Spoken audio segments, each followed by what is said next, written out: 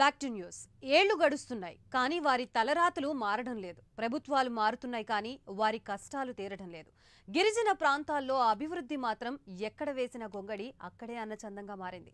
కనీస సౌకర్యాలు లేక గిరిజనులు పడుతున్న ఇబ్బందులు చూస్తుంటే గుండె బరువెక్కుతోంది.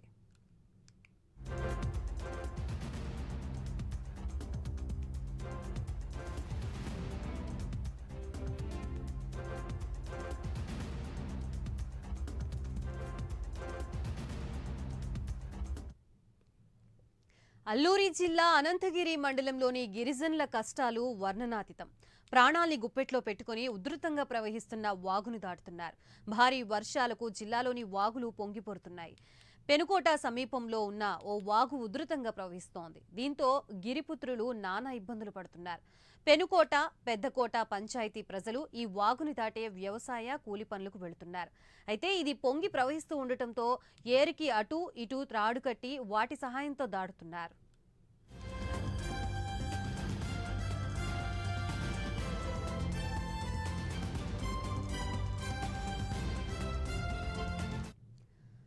వంతెన నిర్మాణానికి కలెక్టర్ ఆమోదం తెలపడం లేదని స్థానికులు ఆరోపిస్తున్నారు. వంతెనకు సంబంధించిన ఫైల్ చాలా కాలంగా కలెక్టర్ ఆఫీసులో పెండింగ్లో ఉందని పెనుకోట సర్పంచ్ చెప్పారు. 50 ఏళ్లుగా కష్టాలు పడుతున్నామని ఆవేదన వ్యక్తం చేశారు.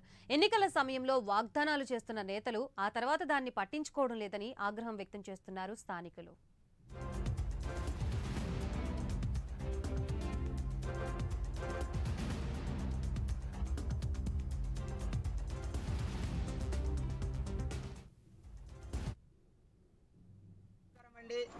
మాది అల్లూరు సీతారామరాజు జిల్లా అనంతగిరి మండలం పినకోట పంచాయతీ.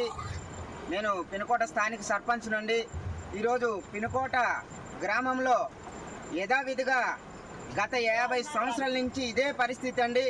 కాడు కట్టి గడ్డవతలికి వెళ్ళాలంటే సుమారు 100 మంది రైతులు అనేక పంట పొలాలు కానీ, జీడి తోటలు కానీ, మామిడి తోటలు కానీ, సోళ్లు కానీ, మినువులు కానీ అన్నీ కూడా కోడి వ్యవసాయం చేయాలన్నా ఇదే ప్రధానమైన రహదారండి.